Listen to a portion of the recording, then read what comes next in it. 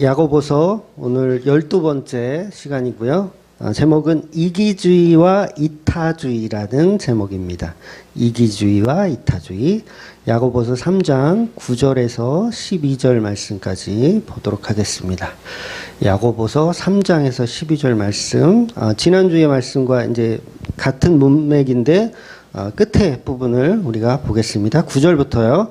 이것으로 우리가 주 아버지를 찬송하고 또 이것으로 하나님의 형상대로 지음을 받은 사람을 저주하나니 한 입에서 찬송과 저주가 나오는도다.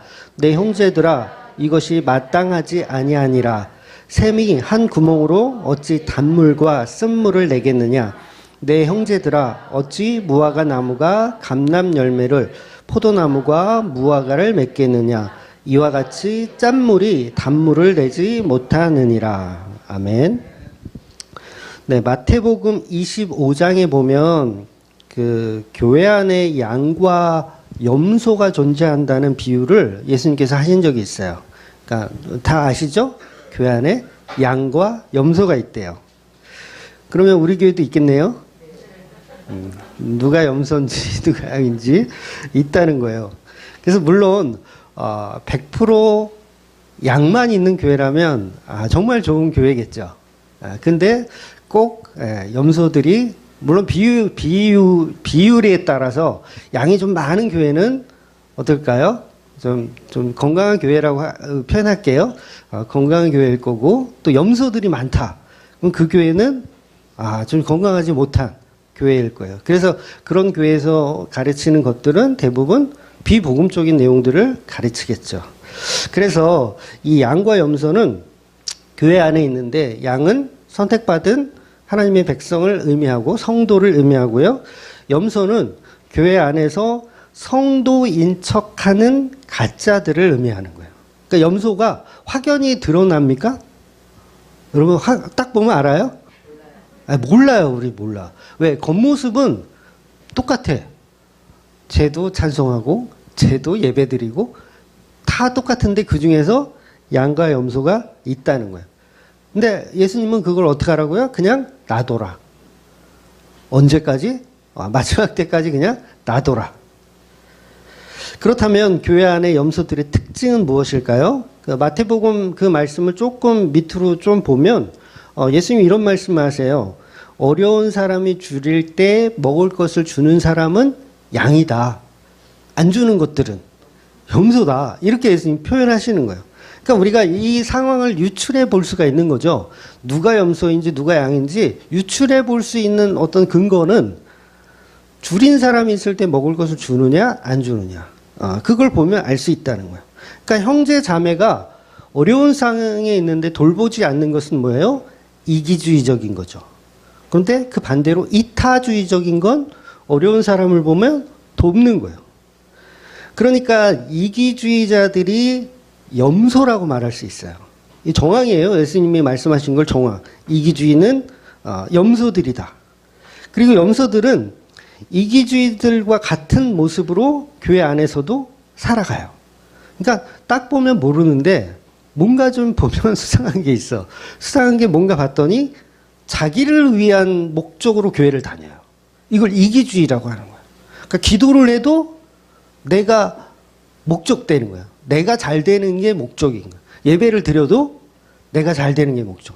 그러니까 여러분이 이 시간에 설날인데 여기 예배 드리러 왔잖아요. 다른 사람들은, 세상 사람들은 지금 제사를 드리러 가는데 여러분은 예배 드리러 왔어요. 근데 제사 드리는 사람들의 목적은 뭡니까?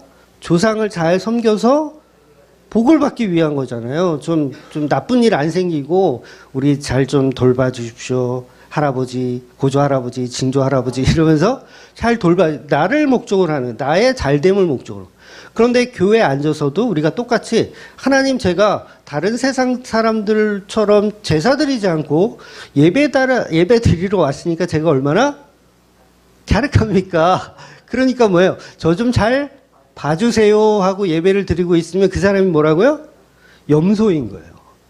간단하죠? 자, 염소들 다 나가. 네. 그러니까 유출해 볼 수 있는 거예요. 얼마든지. 내가 염소였구나. 이거 큰일 났네. 그럼 어떻게 해야 돼요? 우리는 회개해야죠. 내가 염소였습니다. 그런데 반대로 양들인 성도들은 성령의 은혜로 이타적인 사람이기 때문에 나를 목적으로 예배드리는 게 아니라 오직 예수님의 영광 그리고 하나님의 사랑과 이웃 사랑 때문에 예배를 드리고 있더라는 거예요. 그래서 이타적이며 겸손하게 살아가는 사람들이 바로 교회 안에 양들이라는 거예요. 그래서 이타적이기 때문에 고아와 나부를 보면 어떡합니까? 돌보아 주는 거죠. 그래서 교회 안에 성도들의 모습은 이 야고보의 말씀처럼 야고보의 서론이 다 그런 얘기들이었거든요. 그러니까 돌봐주게 되어 있다는 거예요. 그러니까 아이들이 이렇게 떠들어요. 설교 시간에 그러면 잘 돌봐줘야 돼요. 그래서 교회 안에 양과 염소는 겉모습은 비슷하지만 염소들은 종교적으로 십자가에 죽은 척 연기하며 자기의 이익을 챙기는 사람들이에요. 그러니까 연기를 하는 거죠. 그런데 이 양들은 실제로 예수님의 십자가로 죽은 자들이에요. 결국 이 양인 척하는 염소들의 특징은 고아와 가부를 돌보지 않습니다. 왜? 이기적이기 때문에. 그러니까 지난주에 말씀드린 대로 이들은 심리학적으로 보면 나르시시즘으로 자아도취에 빠져 있는 사람들이에요. 자아도취. 그러니까 나르시시즘은 좋은 게 아니에요. 그건 자기를 사랑하는 자기애가 아니에요. 왜곡된 자기애예요. 실제로는 사랑한다 안 한다? 안 하는 거예요. 근데 사랑하는 척 하는 거예요. 연기하는 거예요. 그러니까 나는 이만큼 훌륭한 척 하는 거야. 그래서 이런 나르시시스트들이 예수를 믿으면 당연히 자아도취를 버리고 어떻게 돼요? 어떻게 됩니까? 그러니까 잘못된 인격이 아니라 바른 인격을 갖게 돼요. 이거 중요해요. 그러니까 내가 나르시시즘에 가득 찬, 제 발음이 잘 안 돼도 이해해 주세요. 나르시시즘에 가득 찬 사람이라도 예수를 믿으면 어떻게 된다고요? 바뀌는 거예요. 바뀌어.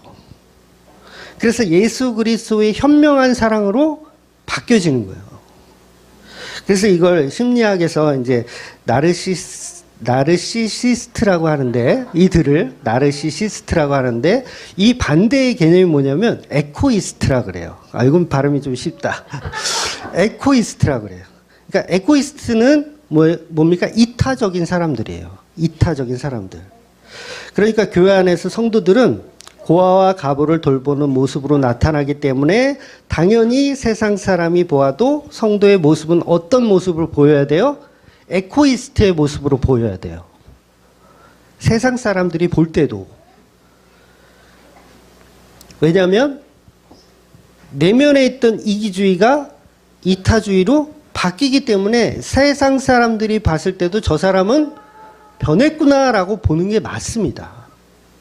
근데 보통은 잘못 이렇게 복음 전하는 목사님들의 특징 중에 하나가 안 바뀐다, 절대로. 어차피 우린 죄인이고 사기치던 거 예수 믿는다고 사기 안 치냐? 똑같이 사기친다. 이렇게 가르치는 목사들도 있어요. 복음주의 안에도. 절대 그렇지 않아요. 내가 사기를 치다가 사기 열심히 쳐. 근데 예수를 믿어. 더 이상 사기를 칠까요? 어려워요. 안 치는 게 맞아요. 그거 속이는 거예요. 믿는 척 하는 거예요. 그래서 그동안 내가 추구했던 자기 사랑, 나르시시즘은 버리고 에코이스트로 변하게 된다는 거예요. 이것을 예수님이 어떻게 표현합니까? 너희가 남이 줄일 때 먹을 것을 주었다. 이렇게 표현하는 거예요, 그걸. 그래서 우리가 이거를 우리 기독교 신학에서는요, 성도의 견인이라고 딱 이렇게 교리적으로 조직신학에서 말해요. 성도의 견인이다. 그러니까 그 전에는 누가 견인해 가요? 사탄이 견인해 갔는데 이제 예수를 믿고 나면 예수님의 성령님이 우리를 견인해 가는 거예요. 그러니까 하나님의 이끄심으로 우리를 인도 보호하는 거죠. 그래서 이 견인이란 이게 한자인데 그 자동차 이렇게 불법 주차했을 때 끌어가는 그런 뜻은 아니에요. 그런데 그렇게 이해를 해도 틀린 말이 아니에요. 그냥 끌어가는 거예요. 그냥 질질 끌어가는 거예요. 너 여기 세우면 안 돼. 너 여기 있으면 안 돼. 여기는 악한 자리야. 여긴 죄악된 자리야. 어떻게 해요? 끌어가는 거야, 그냥.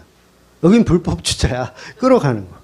그러니까 저와 여러분의 인생이 나르시시즘의 인생이었는데 거기서 끌어가는 거예요. 에고이스트의 자리로 끌어가시는 거예요. 그래서 이건요, 보통 교회들이 말하는 성화주의하고는 다른 개념이에요. 성화주의 아닙니다. 그건 100% 틀린 거예요. 성화주의가 아니에요. 성화주의는 얼마든지 율법적으로 만들어갈 수 있거든요. 그러니까 성화주의, 예를 들면 어떤 규칙을 만들어 놓고 그 규칙들로 살아내면 성화라고 보통 교회들이 얘기하잖아요. 예를 들어서 새벽 기도를 해. 예수 믿더니 새벽 기도를 해. 성화됐구나. 이거 맞아요? 틀려요? 이건 틀린 거예요. 예수 믿더니 주일 성수를 하더라. 이것도 틀린 거예요. 왜냐하면 그건 율법으로 만든 걸 지키기 때문에 얼마든지 염소들도 새벽 기도해요. 주일 성수해요. 근데 이 성경이 말하는 진정한 성화는 뭐냐면 이기주의가 이타주의로 바뀌는 거예요. 근데 그게 내가 바꾸는 게 아니라 성령께서 내 안에 오셔서 나를 장악하시기 때문에 바뀌어가는 거예요. 이게 진짜 성화주의라는 거예요. 진짜 성화. 주의자를 빼야 돼. 진짜 성화되어 가는 과정인 거예요. 그런데 이걸 왜곡시켜서 성화주의, 왜곡된 율법주의로 만들어 놓은 거죠. 그러니까 누가 가르친다고 되는 게 아니에요. 예수를 믿으면 그 삶이 누가 가르친다고 해서 변하는 게 아니라 변하게 되어 있는 거죠. 그래서 성도들이 말하는 진정한 성령의 견인은 율법으로 만들어가는 게 아니라 성화주의가 아니라 염소의 자리에서 양의 자리로 바뀌는 거예요. 내가 그동안 염소의 자리에 있었네? 큰 충격을 받고 양의 자리로 돌아서게 되는 거죠. 근데 이걸 내 의지로 돌아서는 게 아니라 성령의 의지로, 성령의 은혜로 돌아서게 되더라는 거예요. 그래서 세상에서 사기만 치던 사람이 예수를 믿으면 절대 그 일을 계속할 수가 없습니다. 물론 개버릇 남 준다고 남 안 준다고인가요? 개버릇 남 안 준다고 이렇게 습성이 있어서 실수는 할 수 있어요. 내가 예를 들어서 뭐 과일을 파는 사람인데 과일을 9개 담고 10개라고 속여서 팔던 이 습관 때문에 나도 모르게 그렇게 할 수는 있어. 그런데 뭐예요? 분명히 후회하죠. 내가 이러면 안 되지. 내가 또 이런 개버릇이 나왔네. 이렇게 회개를 하게 된다라는 거예요. 사기치는 일을 멈추죠. 더 이상은 9개를 10개라고 속이지 않아요. 오히려 11개를 주면서 10개라고 이렇게 말할 수는 있지만 분명히 변하더라는 거예요. 안 바뀌면 뭐예요? 그건 아직도 염소인 거예요. 안 바뀌면. 자기 자아에 속아서 우상을 만들고 있는 것 뿐이에요. 그걸 종교라고 하는 겁니다. 그건 진정한 복음이 아닙니다. 진정한 성화는 율법으로 지키면서 이타주의가 되는 게 아니라, 즉 고아와 가부를 예수님이 돌보라고 하니까 돌보는 게 아니라, 목사님이 돌보라고 하니까 돌보는 게 아니라 내 안에 성령께서 그렇게 나를 만들어 가더라는 거예요. 그래서 성령에 견인되어진 사람들은 뭐예요? 이타주의적인 삶을 살게 되어 있어요. 그래서 율법을 행위로 지키는 게 아니라 내가 뭡니까? 십자가에 죽었다예요. 내가 십자가에 죽었다. 나의 자아는 무너진 거죠. 자아가 없어요. 무너졌어요. 그래서 오직 예수 그리스도의 그 몸된 교회를 조건 없이 사랑하게 되는 거예요. 그래서 고아와 가부를 돌볼 수 있는 겁니다. 그러니까 고아와 가부를 돌보면서 내가 이렇게 돌보잖아. 내가 이렇게 잘하잖아. 이게 나올 수가 있다 없다? 네, 나올 수가 없는 거예요. 내가 이렇게 하면 하나님이 내게 칭찬해 주실 거야 라는 개념 자체가 생길 수가 있다 없다? 없어요.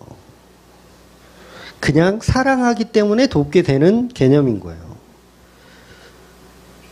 그러니까 교회에서 여러분이 신앙생활 하면서 뭐 주일 성수를 하고 헌금을 하고 봉사를 해요. 봉사를 열심히 해요. 그러면 목사님께 칭찬 듣기 위해서 또는 하나님께 칭찬 듣기 위해서 봉사하거나 헌금하거나 예배드리면 그건 뭐예요? 잘못된 성화주의라는 거예요. 잘못된 성화주의. 성화되어 간다는 건 율법을 지켜서 성화되는 게 아니라 성령이 나를 이끌어가는 삶을 살아내게 되는 걸 성화라고 하는 겁니다. 그래서 친구들을 매일 괴롭혀요. 우리 친구들 괴롭히는 친구들 있어요? 친구들을 열심히 괴롭혀. 그러다가 예수를 믿었더니 뭐예요? 더 괴롭혀. 그게 될 수 있을까요?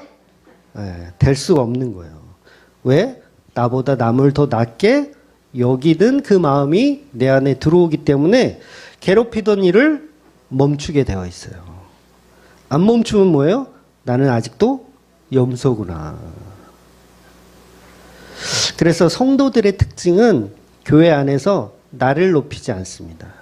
나를 높이지 않고 예수님을 높이고 복음을 가진 형제 자매라면 나보다 남을 더 낮게 여기는 거예요. 물론 이 말은 비복음을 가진 자를 낮게 여기란 말이 아니에요. 여러분 부모가 예수를 안 믿어요. 그러면 그 부모에게 순종해야 될까요? 아니에요. 순종하면 안 돼요. 그러니까 어느 윤리 도덕적인 건 순종해야 되지만 복음에 있어서는 순종해서는 안 돼요. 그래서 십계명의 말씀에 네 부모를 공경하라 했을 때 무조건 부모의 악행까지도 다 허용하라는 얘기가 아닌 거예요. 그래서 교회 안에 염소를 나보다 더 낮게 여기라 그 말입니까? 아니에요. 교회 안에 염소를 나보다 더 낮게 여기라는 말이 아닙니다. 양들끼리의 얘기예요. 교회끼리의 얘기. 양들끼리는 어때라? 나보다 그 양을 더 낮게 여겨라. 그 얘기예요. 그래서 교회 안에 염소들은 어떻게 해야 됩니까, 여러분? 복음의 검으로 반쯤 죽여놓으셔야 돼요. 복음의 검으로 반쯤 죽여놓으세요. 그러니까 낮게 여기라 그랬다고 염소들까지 다 그래 너가 훌륭해 이렇게 하라는 얘기가 아닌 거예요.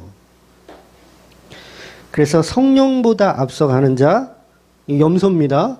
자기를 높이려는 자 역시 염소예요. 그럼 여러분이 어떻게 돼야 됩니까? 악어가 되어서 뜯어 먹으셔야 돼요. 악어가 되어서 뜯으셔야 돼요. 성도들은 반드시 정신 차립니다. 염소의 모습을 한 성도들은 반드시 정신을 차려요. 그래서 교회 안에 이런 자아도취에 빠져서 사는 염소들인 나르시시스트들은 다음 주에 볼 14절 말씀에 보면 특징이 하나 더 있는데 형제 자매에게 시기 질투를 해요.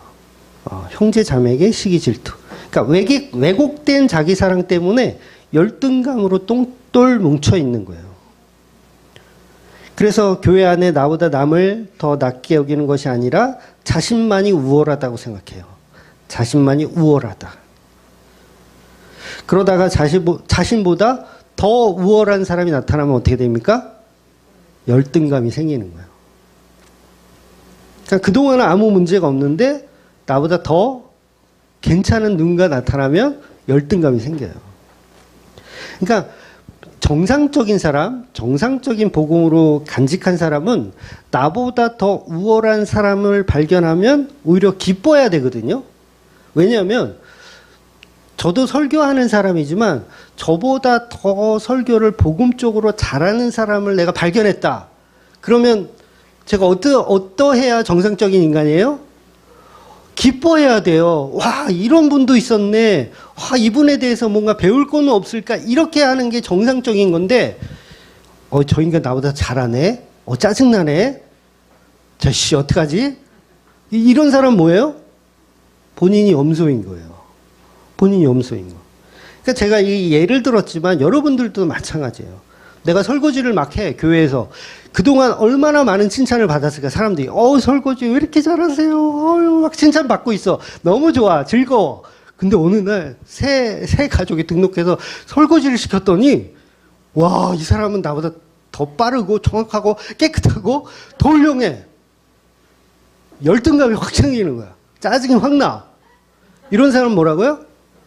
염소. 이게 아무것도 아닌 것 같아도요.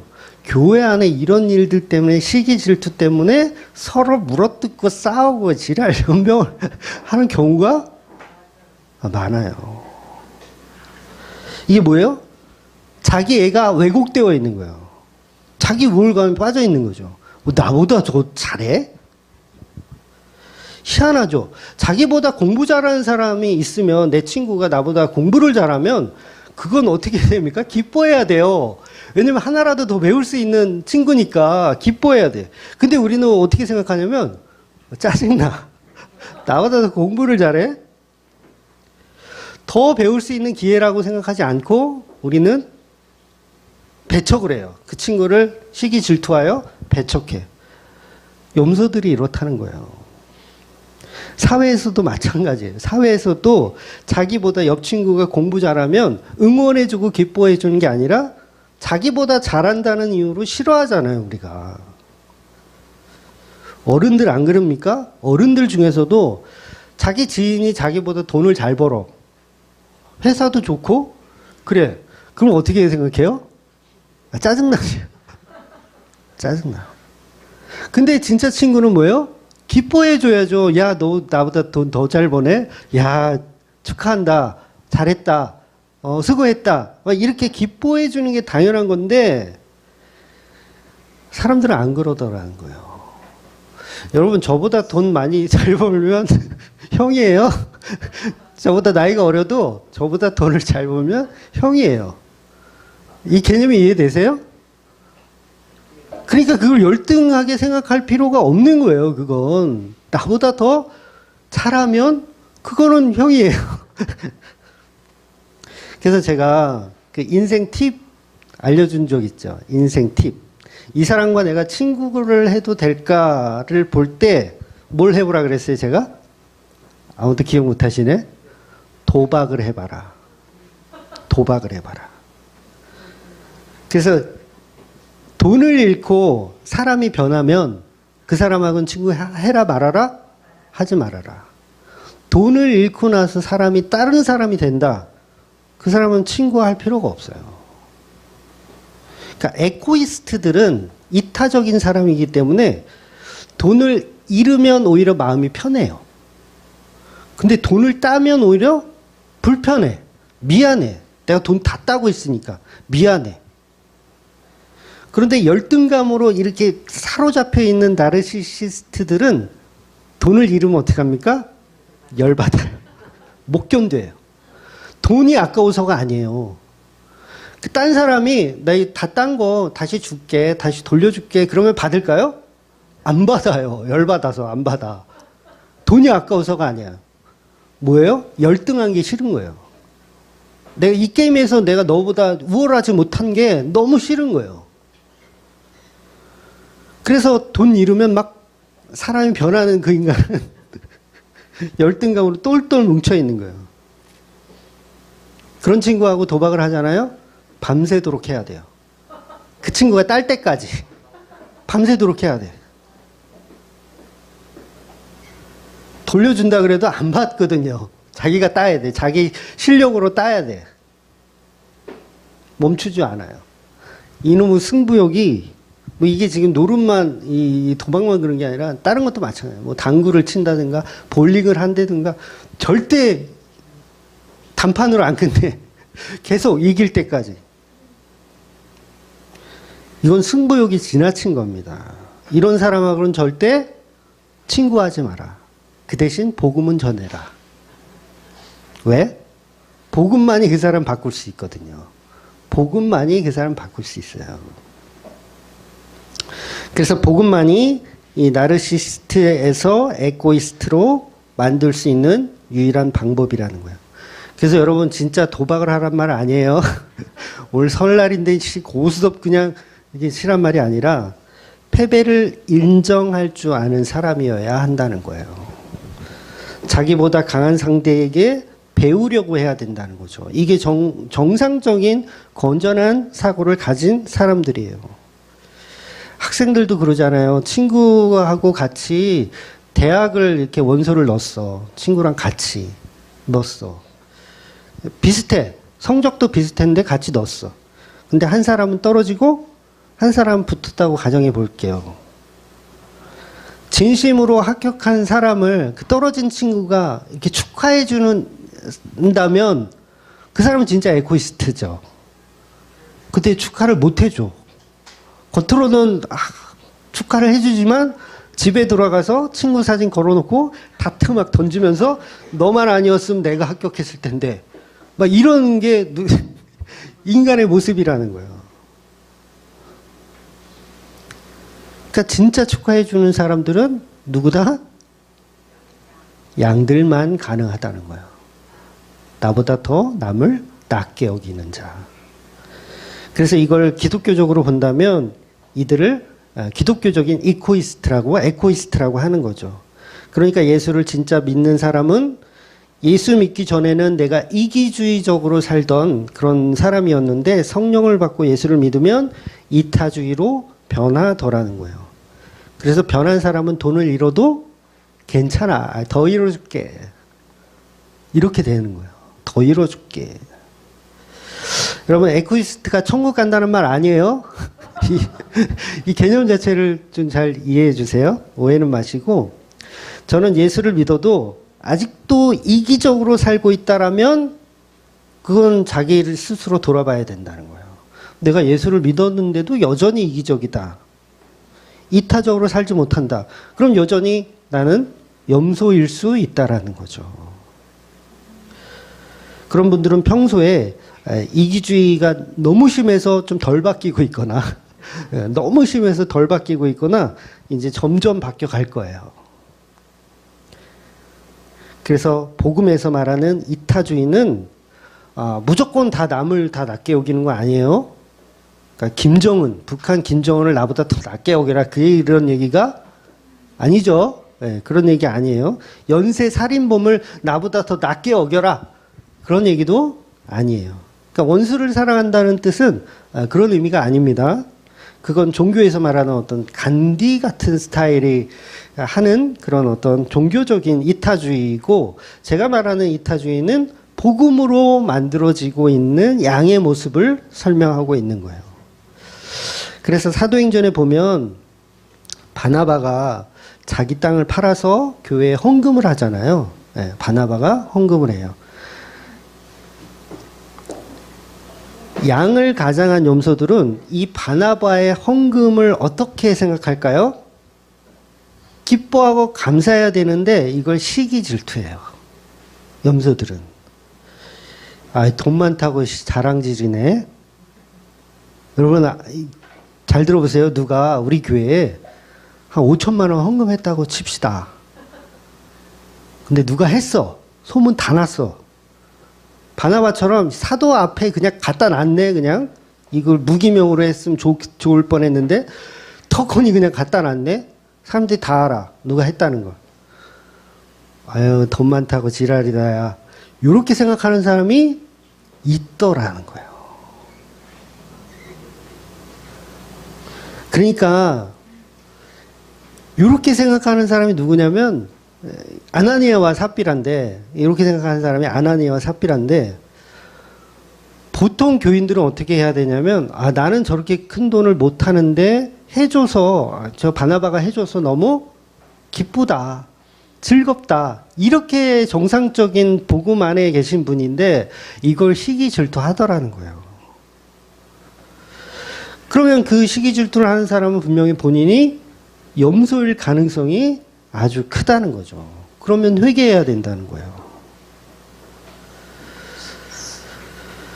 그래서 교회 안의 양들은 형제 자매의 선행을 보았을 때 시기 질투하는 것이 아니라 오히려 기뻐해야 된다는 거죠.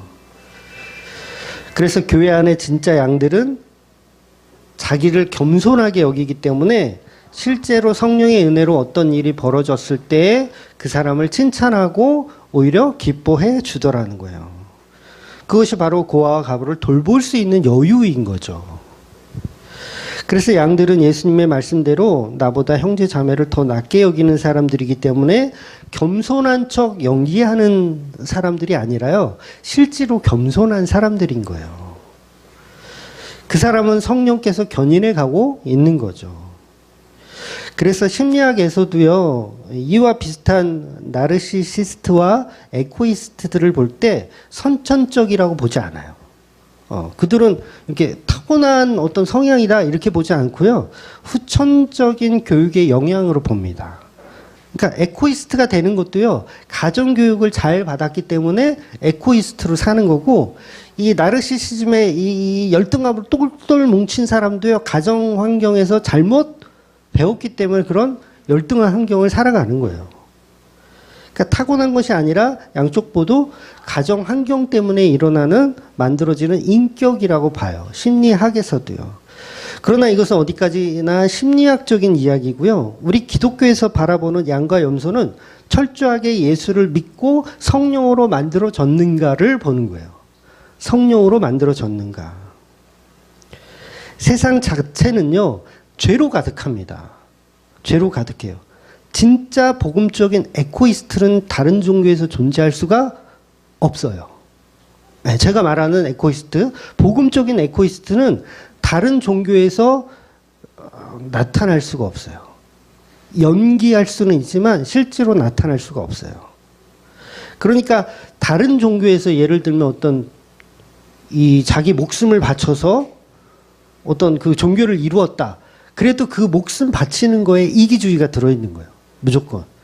그러니까 기독교 말고는 이기주의 없는 자기 희생은 없어요. 이걸 우리 성도들도 사실은 못하는 거예요. 누구만 할 수 있냐면 예수님만 할 수 있는 거예요. 그리고 예수님이 하신 그 일을 우리에게 성령으로 부어주시기 때문에 우리도 그런 모습으로 살아내게 되는 거죠. 우리가 할 수 있는 자체가 아니에요. 할 수 없지만 예수님이 하셨기 때문에 하신 그 사랑을 우리에게 성령으로 부어주시기 때문에 우리는 복음적인 에코이스트로 살아갈 수가 있더라는 거죠. 그래서 세상에는요, 전부 나르시스트들의 세상이에요. 다 물고 뜯고 열등감으로 살아가는 세상. 여러분, 전쟁 왜 할까요? 서로 잘나서, 서로 훌륭해서, 또는 서로 열등하다고 여기기 때문에 전쟁을 하는 거예요. 그래서 좀 전에도 말씀드렸지만 오늘 설교를 잘못 이해하면 에코이스트가 천국 간다는 말이 아닙니다. 이타적인 사람이 천국 간다는 말이 아니에요. 야고보가 말하고 싶은 성도는 삶이 바뀐다는 거예요. 삶이 이기주의에서 이타주의로 바뀌어간다. 세상은 아담의 죄로 인해서 모두가 이기주의적인 자들만 있어요. 이 세상은. 그래서 그들은 마을을 만들고 성을 쌓아요. 성을 왜 쌉니까, 이게?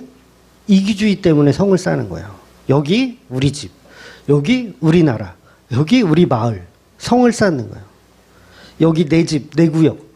동물들이 그러잖아요. 여기 내 구역. 막 오줌 싸면서, 똥 싸면서, 여기 내 구역.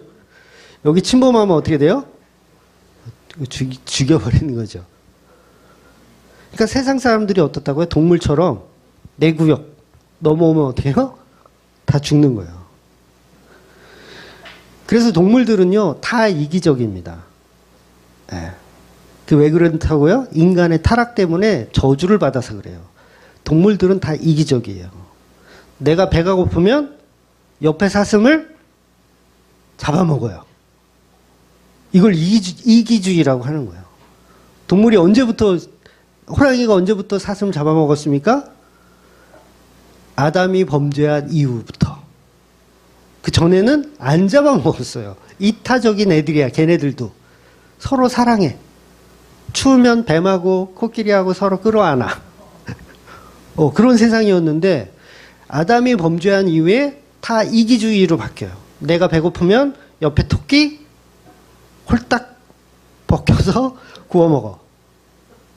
그런 세상으로 바뀐 거예요. 그러니까 이 세상에는, 복음이 없는 이 세상에는 에코이스트가 존재할 수가 없는 거죠. 그래서 회사들도 마찬가지잖아요. 경제 용어 중에 치킨 게임이라는 게 있어요. 치킨 게임이 뭔지 아시는지 모르겠는데, 용감한 놈만 살아남는 거예요. 용감한 놈 한 놈만 살아남는 거. 여러분, 삼성전자가 반도체로 성공했잖아요. 이게 왜 가능했습니까? 한 놈만 살아남은 거예요. 결국은 다른 회사들은 다 이렇게 망해갈 때, 이게 삼성전자를 제가 욕하는 게 아니에요. 예, 한 놈만 살아남는 게. 이게 세상의 구조가 그렇다는 거예요. 교회도 그렇잖아요. 한 교회만 커요. 대형 교회 되면 밑에 작은 교회들은 다 죽어가고 있어요. 이게 나쁜 게 아니라 원래 이 세상은 그런 구조가 되어 있다는 거죠. 내 교회, 내 구역 이렇게 지켜나가는 거. 그러니까 언제든지 고아와 과부가 나타나면 그걸 돌볼 만한 여유가 세상에서는 없더라는 거죠. 성도들에게만 가능한 이야기라는 거예요.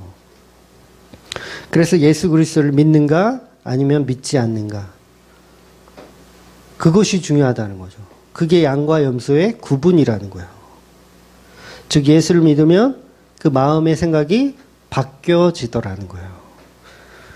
나를 위한 생각에서 이웃을 위한 생각으로 바뀌어지더라는 거예요.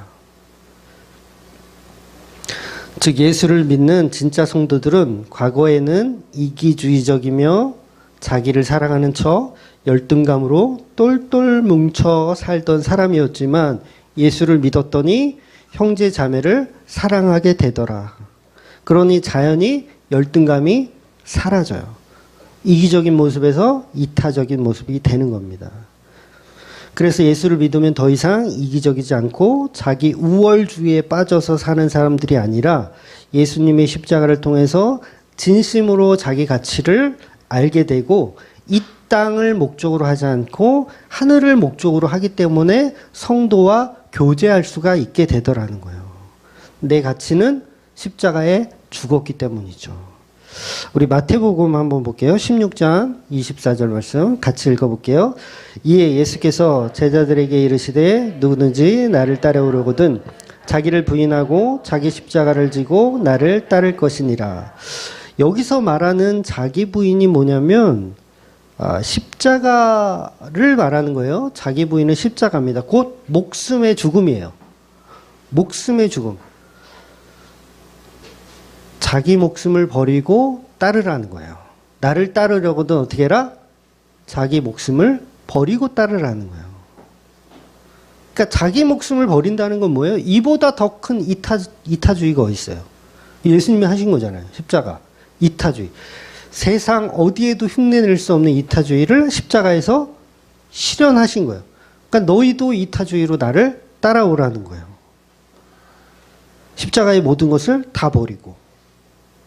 그래서요, 성도들은요, 자기 목숨을 십자가에 버린 자들이잖아요. 이거는 마귀들이 어떻게 할 수가 없어요. 이거 어떻게 꼬실 거야? 자기 목숨을 십자가에 버린 자들을 어떻게 꼬실 거예요? 여러분이 마귀라고 생각해 보세요. 저 사람을 꼬셔야 되겠는데 저 사람은 자기의 생명을 십자가에 버린 자야. 어떻게 꼬실 거예요? 뭐 돈으로 꼬실 거예요? 될까요? 안 돼요. 명예로? 권력으로? 뭐 열등감으로? 뭘로 꼬실 거예요? 답이 없어요. 그래서 마귀들도 두 손 두 발 다 놓는 거예요. 누구한테는? 십자가에 자기 생명을 버린 성도들에게는 어떻게 할 방법이 없어. 꼬실 방법이 없어요. 왜냐하면 이미 십자가로 죽었기 때문이죠. 그래서 여러분이 나는 이미 십자가로 죽었기 때문에 여한이 없다. 이런 고백이 나오셔야 돼요. 그럼 마귀가 유혹할 방법이 없어요. 이것이 바로 나는 가치가 없고 나의 예수님만이 가치이다라고 보는 거예요. 어찌 보면 이것이 건강한 복음의 고백입니다. 나는 십자가에 죽었다. 그래서 나는 챙길 게 없다. 챙길 게 없으면 당연히 시기 질투가 나올까요? 안 나와요. 없어요. 그래서 진정한 최고의 사랑은 십자가 사랑을 갖고 그 십자가 사랑을 나의 사랑으로 고백하는 자들이에요. 그래서 이들에겐 열등감이 사치입니다. 사치. 내 친구가 나보다 잘 되면 기뻐해주고 나는 떨어졌는데 친구가 합격해도 기뻐해줄 수 있는 사람들이 바로 십자가로 죽은 사람들이에요. 아주 간단한 이치입니다. 그래서 예수 믿는 사람들은 절대로 자기 자신을 열등하게 생각하지도 않아요. 왜? 예수님이 십자가로 바꾼 사랑이기 때문에. 그래서 예수를 믿으면 자기 우월성이나 자기 가치를 챙기지 않기 때문에 사회에서 말하는 에고이스트의 삶을 살아갈 수가 있게 되는 거예요. 그래서 전에도 제가 말씀드렸지만 여러분이 교회 안에서 형제 자매들 때문에 소위 시험에 들렸다라는 표현을 할 때 있잖아요. 형제 자매들과 있다가 시험에 들렸다. 설거지를 하는데 설거지 더럽게 못한다고 막 욕을 했어. 그러면 왜요? 시험에 들렸다. 그러면 본인이 믿음 없음을 인정해야 돼요. 아, 내가 믿음이 요것밖에 안 되는구나. 왜 열등감이 있는 거예요? 설거지 하면서도 열등감이 있는 거야. 시험에 빠진 자는 본인이 믿음이 없는 거예요, 사실은. 그래서 나를 무시하고 나를 시험에 빠지게 한 형제 자매를 욕하는 게 아니라 오히려 내가 자기 부인이 안 됐음을 인정해야 되는 거죠. 그러니까 악어들은요, 좀 있어야 돼, 이렇게. 그래서 내가 그 악어들을 욕하는가를 자기 스스로 점검해 봐야죠. 난 악어들이 다녀도 개의치가 않아. 얼마든지 물어봐. 뜯어 먹을 거 있으면 뜯어 먹어봐. 나는 십자가에 죽었거든. 그런 사람들은 어떻게 해요? 아무리 물어 뜯어도 이빨이 없어. 야, 이게 날카롭지가 않아. 장난하는 것도 아니고 어휴 간지러 이렇게 돼버리는 거예요. 그래서 예수님과 연합한 사람은 어떤 말에도 상처를 받을 수가 없는 겁니다. 어떠한 말에도. 근데 우리가 어떻게 그럽니까? 막 상처가 받죠. 그러면 여전히 우리는 믿음이 연약함을 고백해야 되는 거예요.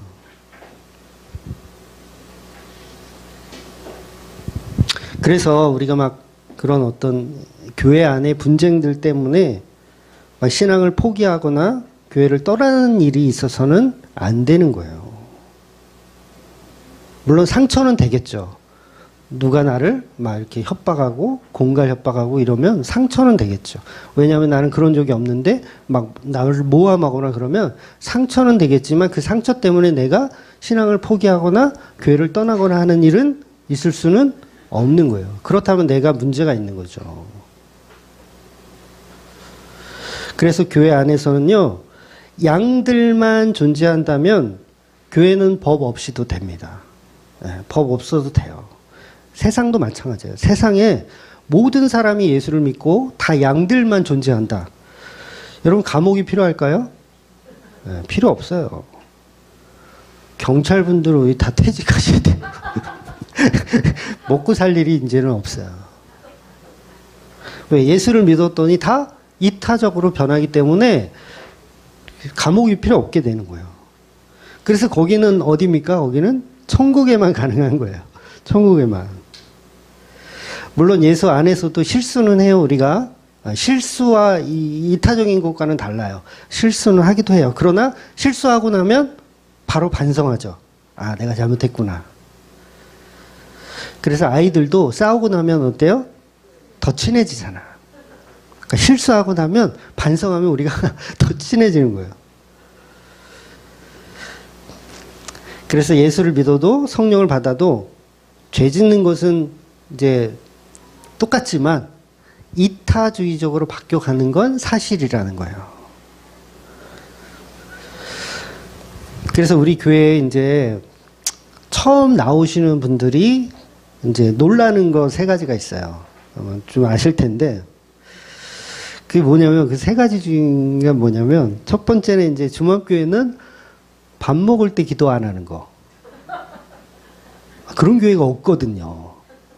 아마 저도 못 봤어요.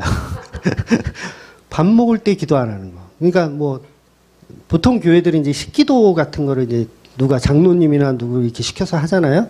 그런 것도 없고 담임 목사도 밥을 먹을 때 기도를 안 해. 그 처음 교회에 오신 분은 그게 이상하고 충격적이에요. 첫 번째고, 두 번째는 뭐냐면 유튜브보다 실물이 별로다. 여기에 이제 충격을 받으시더라고. 유튜브는 그래도 괜찮게 봤는데 막상 대면에서 바로 앞에서 보니까 야, 이게 좀 심하다. 뭐 뽀샵을 한 거냐. 충격을 받는 두 번째고요. 세 번째는 뭔 것 같아요?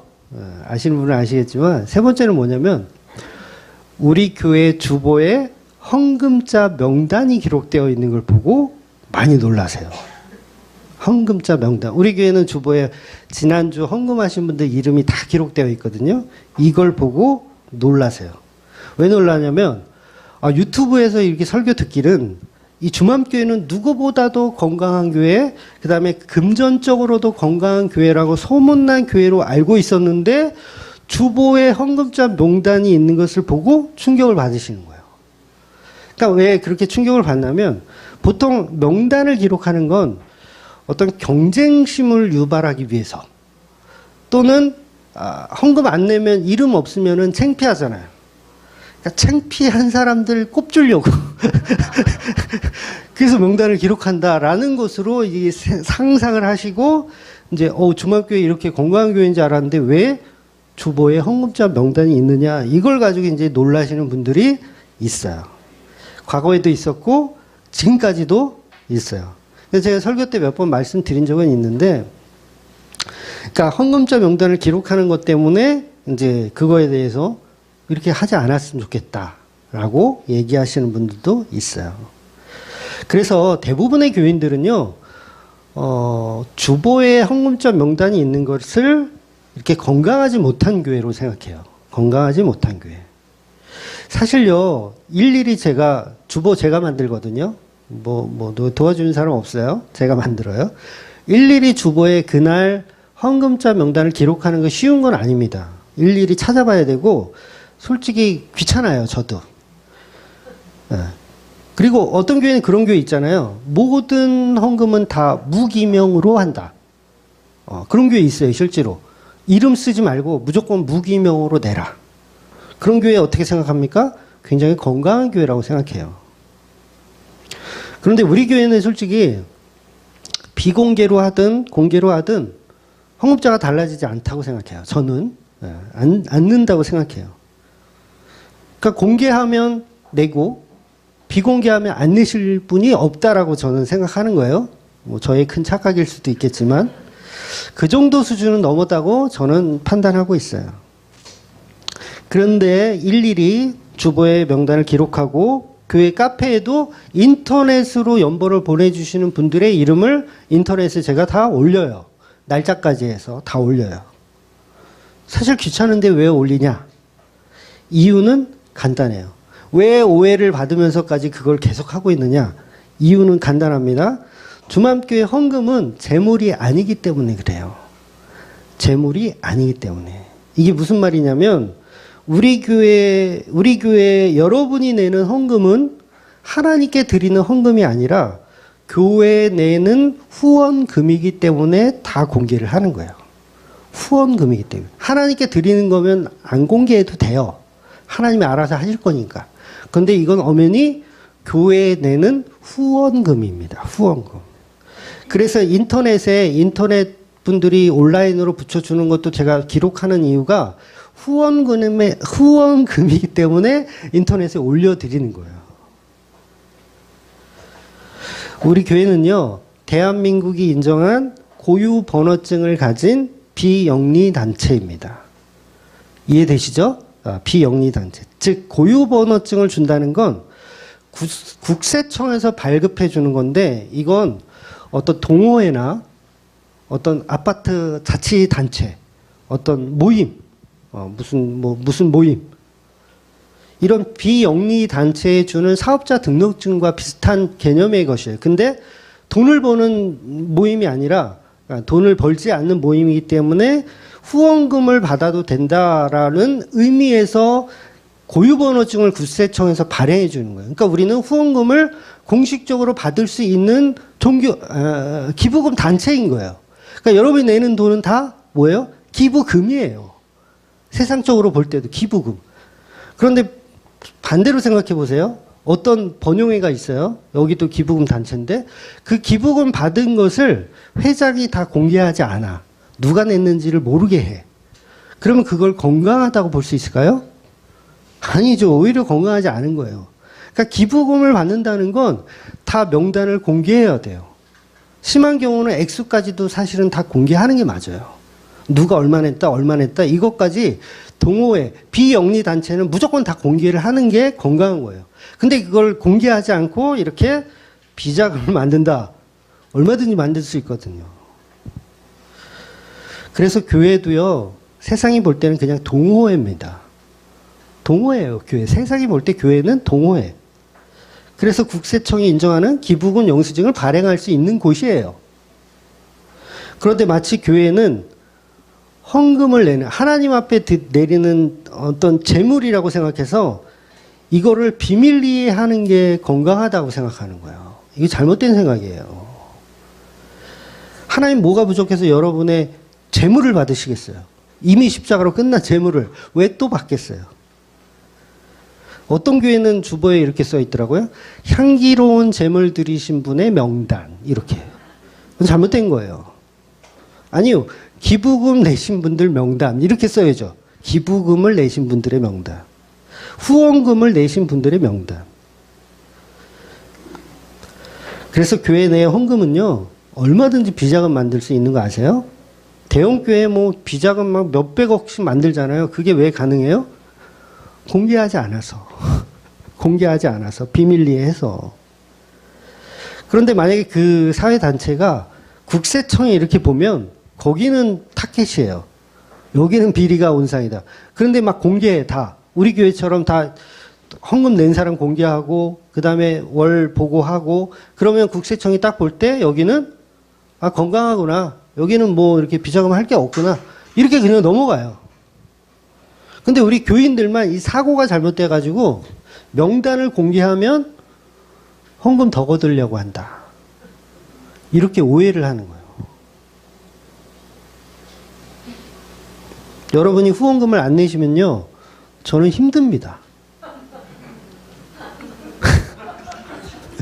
힘들어요. 우리 애들 얼마나 많이 먹는지 아시잖아요.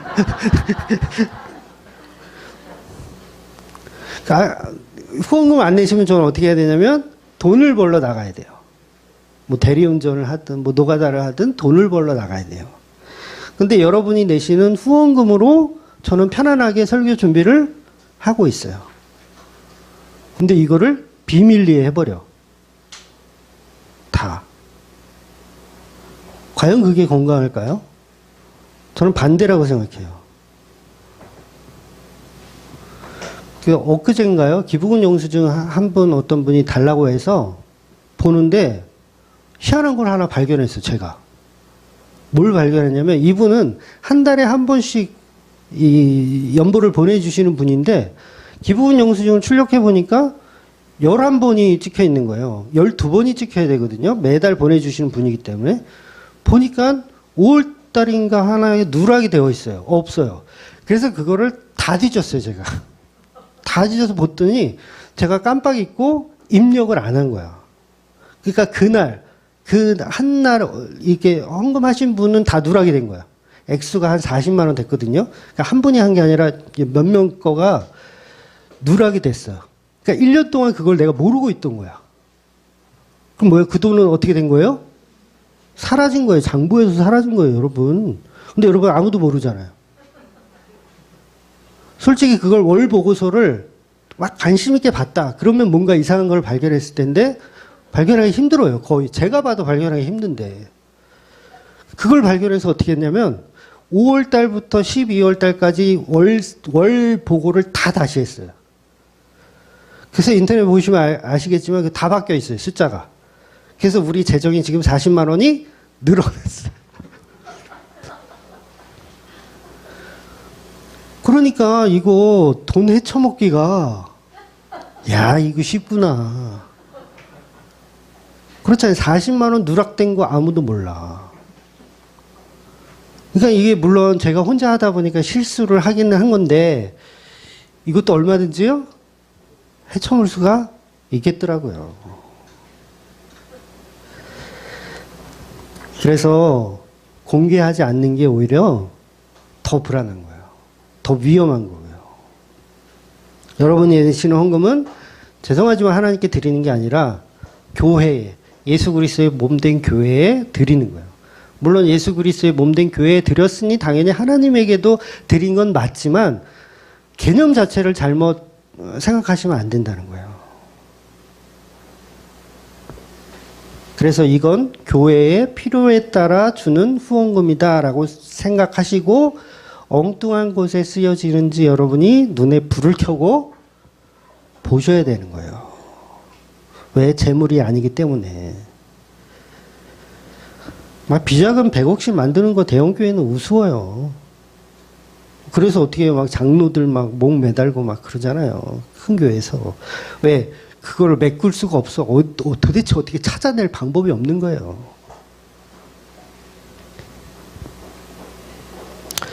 그래서 주맘 주식회사가 되어서는 안 됩니다. 네, 주맘 주식회사가 되어서는 안 돼요. 그래서 우리 교회는 개척 때부터 지금까지 연보는 후원금이기 때문에 명단을 다 기록하고 있어요.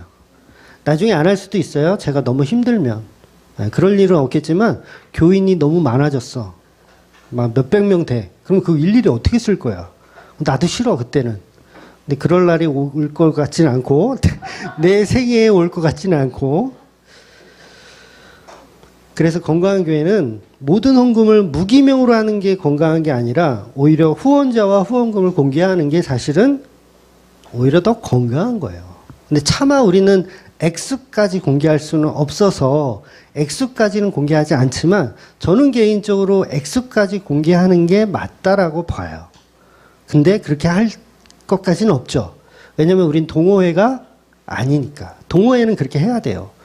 그러니까 우리 노회에서도 어떤 행사 있을 때 다 공개하거든요. 노회장님 100만 원, 뭐 부노회장님 50만 원 이렇게 후원한 걸 다 공개를 해요. 그게 맞는 거예요. 그게 정상적인 거예요. 안 그러면 어떻게 해요? 다 헤쳐먹을 수 있는 거죠. 그러니까 주맘교회의 헌금 명단을 기록하는 건 헌금을 부추기기 위한 거다. 경쟁심을 유발하기 위한 거다. 라고 누가 생각할까요? 시기 질투하는 사람들이 그런 생각을 하는 거예요. 여러분이 1,000원을 헌금 봉투에다 1,000원을 넣고 여러분 이름을 써서 내는 게 쉬울까요? 아니면 10만 원을 넣고 이름 써서 내는 게 쉬울까요? 10만 원이 쉬워요. 1,000원은 어려워요. 오히려. 왜? 쪽팔리거든요. 창피하거든요. 재정위원이 보면 이 인간은 1,000원 어떻게 이럴 수가 있어. 그런데 정말 자기 부인이 됐고 내가 완전히 죽은 자는요. 나 지금 형편이 어려워. 나 솔직히 지금 1,000원 하기도 힘들어. 아니 오늘은 내가 현금이 1,000원밖에 없어. 얼마든지 자기 부인이 된 사람은 1,000원 적어서 이름 써서 넣어요. 다 못할걸요 아마 여러분. 그게 왜요? 아직도 자기 가치를 챙기고 있으니까 못하는 거예요. 100만 원은 얼마든지 하지. 내 이름 써가지고 딱 나 이런 사람이야 이러면서. 근데 오히려 1,000원은 못하는 거예요. 왜? 열등감이 있거든. 내 열등감이 1,000원을 어떻게 해? 아이씨, 차라리 안 하지. 그렇잖아요. 차라리 안 하지. 안 하는 게 낫지. 1,000원을 어떻게 해? 그러니까 아직도 자기 부인이 안 되고 있는 거예요. 그래서 그런 사람들은, 열등감이 없는 사람들은 바나바처럼 헌금 많이 하는 사람을 보면 같이 기뻐해 줄 수 있는 거예요. 그러니까 시기 질투할 일이 아닌 거예요. 친구가 대학에 붙었어. 나는 떨어지고. 진심으로 축하해 줄 수 있는 거예요. 자기 부인이 되면. 그래서 사도행전 4장 37절에 보면 바나바가 밭을 팔아서 그 값을 가지고 사도들의 발 앞에 두었다고 나와요. 바나바는 왜 무명으로 하지 않고 실명으로 했을까요? 바나바는 그 돈에 자기 가치를 챙기지 않았던 거예요. 그냥 예수 그리스도의 몸된 교회의 필요에 따라 드린 거예요. 실명이라도 상관없고 무명이라도 바나바에게는 별 상관없어요.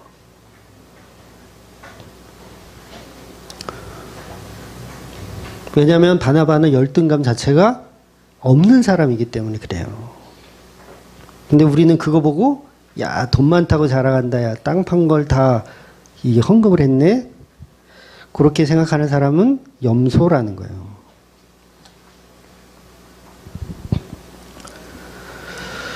오늘 오후 예배도 없는데요. 뭐 좀 이렇게 좀 하세요. 더 할 거예요. 오후 예배도 없는데 뭐. 그러니까 이제 시간이 이렇게 막 되잖아요. 끝날 때가 되잖아요. 그러면 막 뒤에 원고가 더 있을 때 막 이걸 다 못하고 그냥 막 내려갈 때가 있어. 얼마나 억울한지 몰라요, 저는. 네.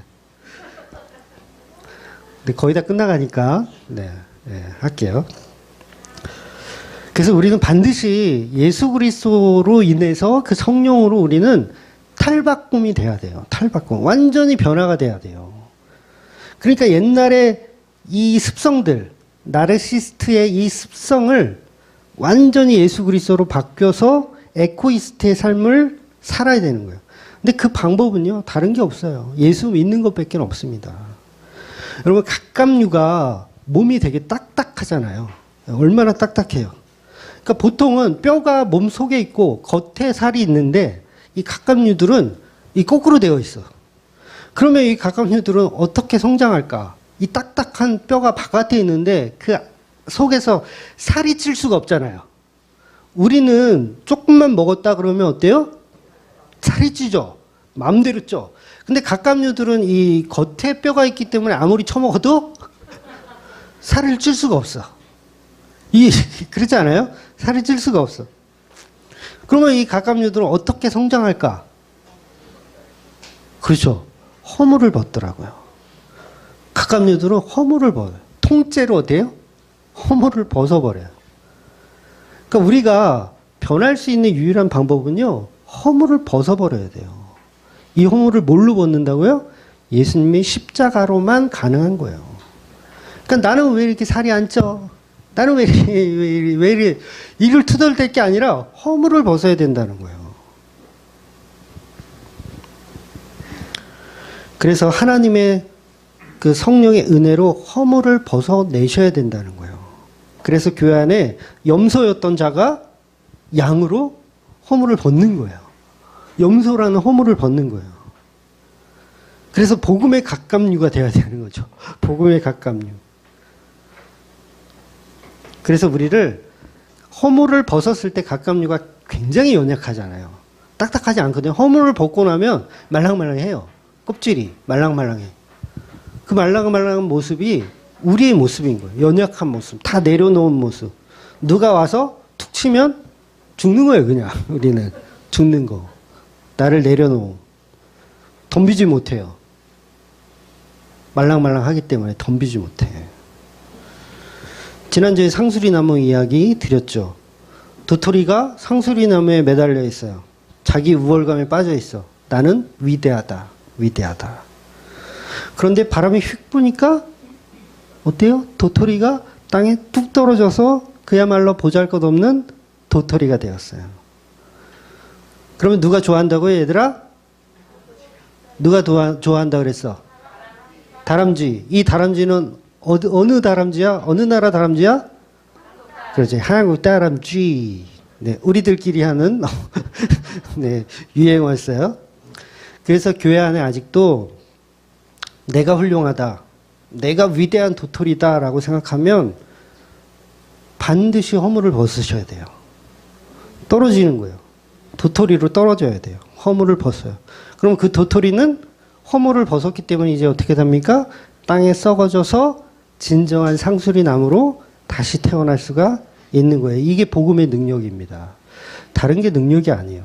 율법으로 우리를 이기주의에서 이타주의로 가는 게 아니라 성령의 은혜로만 가능한 거예요.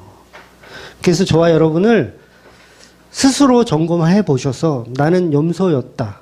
염소이다라고 하면 허물을 벗으셔야 돼요. 허물을 벗고 오직 예수님의 이끌림으로 살아가셔야 됩니다. 그래서 성도에게는요, 두 가지 말이 나올 수가 없어요. 단물과 쓴물이 한 입에서 나올 수가 없어요. 양의 모습만 나와야지 염소의 모습이 나올 수가 없는 거예요. 열매도 성령의 열매만이 맺혀져야지 상수리나무에 밤이 열리거나 아니면 포도나무에 앵두가 열리거나 이렇게 될 수가 없는 거예요. 염소에게는 염소만 나오고요. 양에게는 양만 나옵니다. 철저히 그건 예수 그리스도의 십자가라는 허물을 인해서 벗으셔야 된다는 거예요. 그 은혜로만 살아가시는 저와 여러분이 되시기를 주의 이름으로 축원드리겠습니다. 아멘. 기도하겠습니다.